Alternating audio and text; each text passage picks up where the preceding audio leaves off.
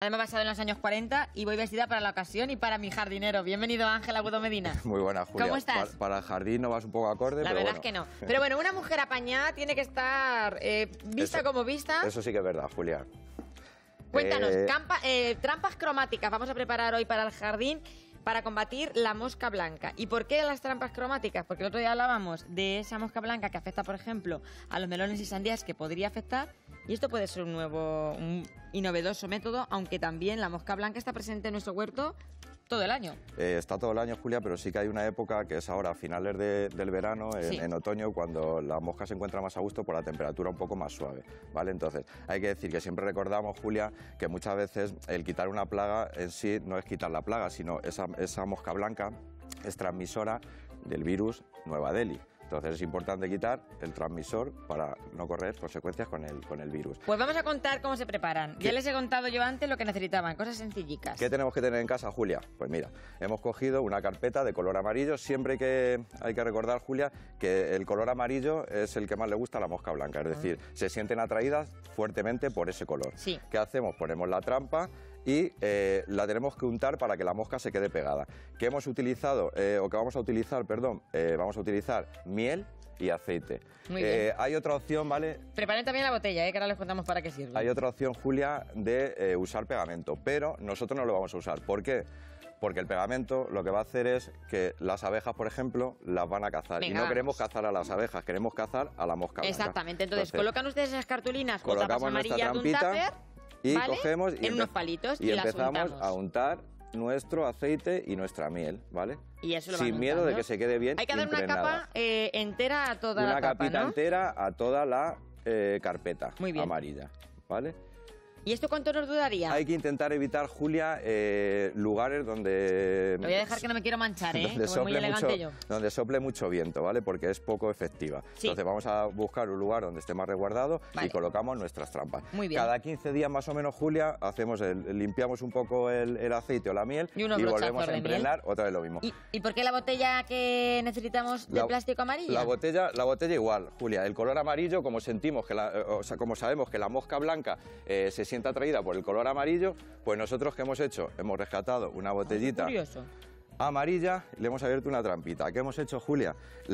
Por la parte de fuera también la impregnamos, ¿vale? Con miel o con aceite, y dentro de esa trampita hemos puesto agua y jabón, ¿vale? Y eso lo colocamos en el jardín. Para cuando la mosca blanca se pose, que se sienta atraída por el color amarillo, Muy bien. se caiga dentro del agua y no sea capaz de salir por el jabón. Fenomenal. La colocamos así en ¿Y nuestro funciona? huertecito. Funciona. Hay que decir, Julia, que es un método que nos ayuda a controlar la plaga. No la erradica total, pero nos ayuda a controlarla. ¿Y previene también, Ángel?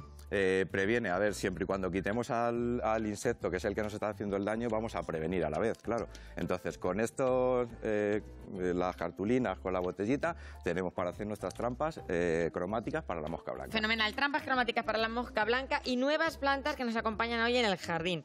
Ángel se pasa la semana entera pensando en qué plantas va a traer a este plato de Estando Contigo para que ustedes enriquezcan su jardín con plantas originales. Sobre todo, Cuéntanos Julia, qué me has traído. sobre todo, Julia, nos cuesta mucho salir un poco de la rutina de las plantas que tenemos un poco ubicadas en el jardín. Entonces hay muchas plantas que son resistentes en nuestro clima, que nosotros queremos desde aquí que todos los telespectadores conozcan. Pues entonces, vamos a buscar hoy, por cuáles son esas ejemplo, plantas. ¿te parece que empecemos por el Sinforocarpus? Me parece bien. Vale, pues el Sinforocarpus, conocido como bayas de nieve, perlas de la Virgen, lágrimas de la Virgen, etcétera. ¿Qué conseguimos con el Sinforocarpus, Julia? Ahora en este tiempo, en el otoño, valoramos mucho las bayas o los frutos, ¿vale? Entonces, La gente muchas veces se pregunta, ¿pero esto es caro, estas plantas? Julia, estamos hablando de 10 euros, Pues un fíjate tú, arbusto y de mira 10 qué hermosa, euros. las lágrimas de la Virgen me gustan podemos a mí. dar un toque distinto a nuestro jardín Sí. y a la vez disfrutar de esas bayas que nos va a marcar durante todo el otoño-invierno. Muy bien. Es una planta caduca, Julia, rústica. Cuando hablamos de rústica, queremos decir que es una planta que se adapta bien al tipo de suelos, calizos, no es exigente en abonados, plagas y enfermedades. Lo único que es un poco sensible es al oidio y a antracnosis, siempre y cuando nos excedamos un poco con el agua de riego. La podemos ubicar al sol, la podemos ubicar a la sombra, Julia, semisombra. Es una planta que se adapta muy bien Muy en el resistente, y suelo. fíjense qué aspecto va a dar a nuestro jardín. Le va a dar un toque... Un toque con sí, las total, bayas, que me claro, gusta a mí decirlo. eso. Bueno, otra amiga que traemos al jardín. Mira, tenemos por ejemplo las sorbayas. Bavaria o falsa Spiria, ¿vale? Se le confunde mucho con un helecho silvestre, ¿vale? Por las hojas, ¿vale? El follaje parece que un tiene. helecho, es verdad. Parece como un helecho silvestre. Y tiene distintas coloraciones dependiendo de la Julia, estación. eso te iba a decir, nos brinda a lo largo de la estación, nos brinda unas coloraciones en verdes, en tonos más lima,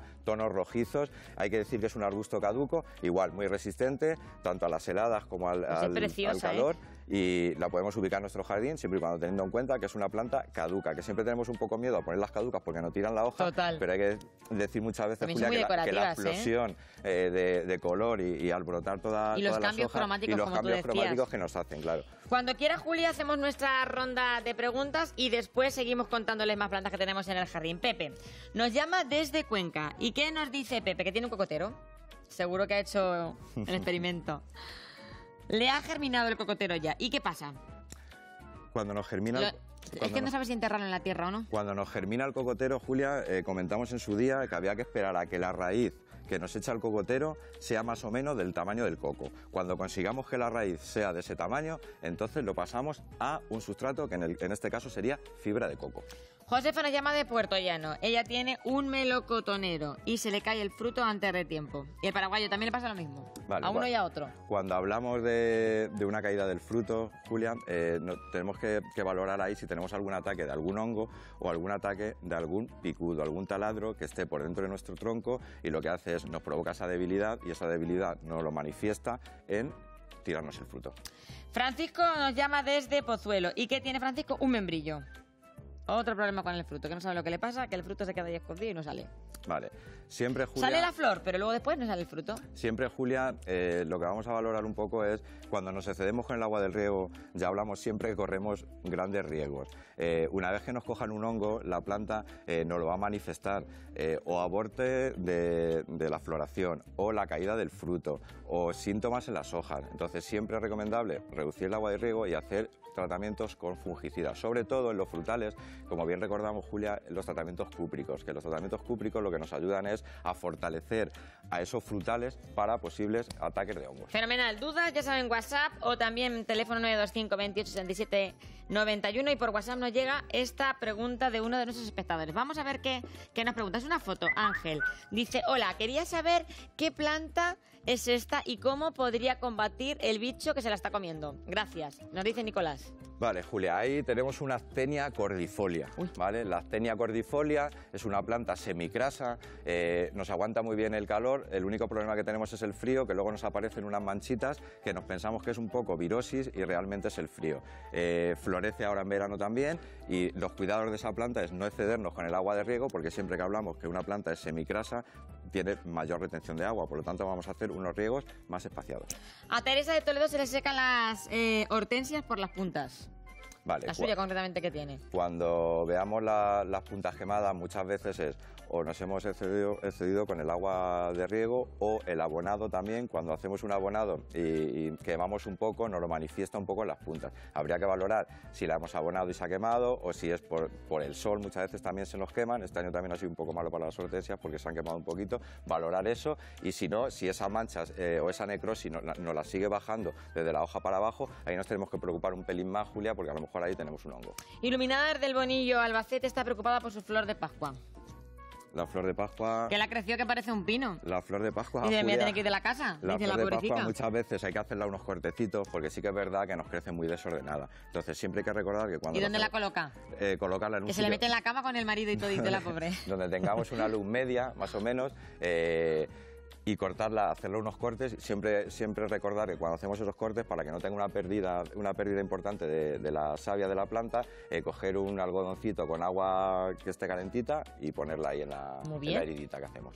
Pues qué suerte tiene la gente, que a mí el mío se me murió a los 2 días y eso que te tengo aquí al lado. Bueno, está. Al final hemos dicho que tenemos varios tipos de plantas que enriquecen nuestro jardín.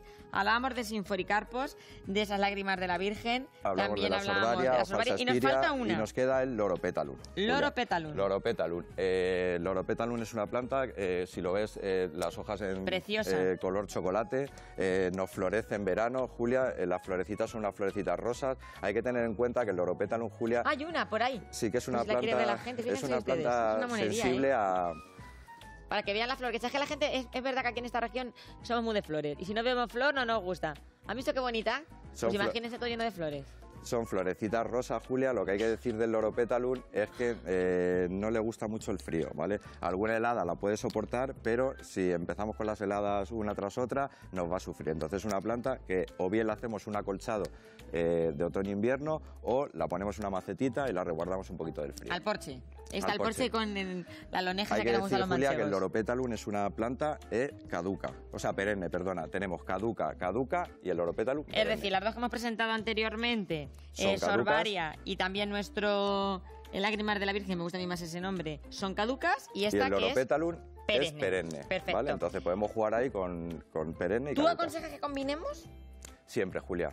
Siempre. Para hacer un equilibrio bonito en nuestro jardín, tenemos que alternar plantas perennes con plantas caducas. Otro WhatsApp que nos llega de otra espectadora. Vamos a ver qué nos pregunta. Nos dice María, hola, este polo se pone... este poto, y decir, polo, digo, no lo sabía yo. Este poto, los ojos, es que la vista, la tengo cansada de los años de 1940, fíjate. Se pone con las hojas amarillas y se caen. ¿Qué puedo hacer? Vale, pues lo primero que vamos a hacer ahí, Julia, es regar menos, ¿vale? Porque esas manchas que nos aparecen ahí son síntomas de tener hongos por exceso de humedad. Cuando reguemos menos, lo que vamos a hacer, Julia, es tratar con un fungicida. Mira que nos gusta regar en Castilla-La Mancha con la poquita agua que tenemos, tenemos ahí la manía de meterle más agüita. Hacemos un tratamiento con fungicida de intervalo de 15 días, hacemos 2 o 3 y valoramos ahí un poco el estado de la planta. Y siempre conviene, Julia, un abono para plantas verdes para fortalecer a esa planta del ataque que ha tenido del hongo. Fenómeno. Si hay gente que se ha incorporado ahora y ve aquí las banderas amarillas, no se piense que nos da por poner banderas en el jardín, que son trampas cromáticas para evitar plagas de mosca blanca. Y siempre, ya han visto. Siempre recordar, Julia, que nos gusta ecológicas. Nos gusta, ¿vale? A Ángel, ecológicas y a mí más. Entonces, las merenderas que tengan ustedes los tupper, que ya no tapen, porque a veces sabes tú que da de sí la tapa. Sí. Pues ala, coge la Claro, tapeja. la utilizamos, una las tapadera cartulinas. del Ahora que tupper, estamos en etapa de unas cartulinas, preescolar. cualquier cosa de color amarillo, Julia, porque lo que sí que sabemos es que a la o mosca la botella blanca, de lejía de toda la vida de Dios con su tapeja. Lo que sí que sabemos es que la mosca blanca se siente fuertemente atraída por el color amarillo, entonces jugamos con esa gran ventaja. Y en la botella de lejía echamos agua y echamos miel. agua y echamos, no, en la botella de agua lo que hemos echado, o sea, en la botella de lejía lo que hemos echado es agua y un poquito de jabón. Ah, ¿vale? yo pensaba que hemos para cuando miel no hace falta. No, para cuando entren los insectos con la miel y con el aceite, lo que hacemos es en nuestras cartulinas impregnarlas. Vale. Para que la mosca blanca... ¿Qué tipo de jabón? Que ya me estoy poniendo yo ya un poco jabón da igual, fina. Julia. Da igual, el jabón que tengan ustedes en casa. El tipo de jabón da igual. Lo que nos interesa es que al sentirse atraídas se queden pegadas. Pero hay que recordar que no... ¿Qué es más efectivo, esto o esto? Las dos cosas, Julia, las dos cosas. Lo que sí que recordamos es no utilizar pegamento, porque el pegamento es muy agresivo. El pegamento no, y además para luego atrapar a agentes polinizadores como son las abejas. No me gusta a mí el pegamento tampoco. Vamos a ver otro WhatsApp, Ángel. Sí. Venga, vamos a leer otro WhatsApp que nos manda una espectadora. Manuela dice, hola, ¿esta planta puede estar dentro de casa o mejor fuera? Vale, esa planta es una planta de interior, Julia. La tenemos que tener en interior, en un sitio que tenga una luz media, ¿vale? Y no excedernos con el agua de riego y hacerle un abonado para plantas verdes. Pues muy bien. Ángel Agudo Medina, ¿te has pasado bien tus vacaciones en tus días libres? Unos poquitos, pero bueno, siempre viene bien descansar. Me alegro muchísimo. Muchísimas gracias. Gracias. Y nos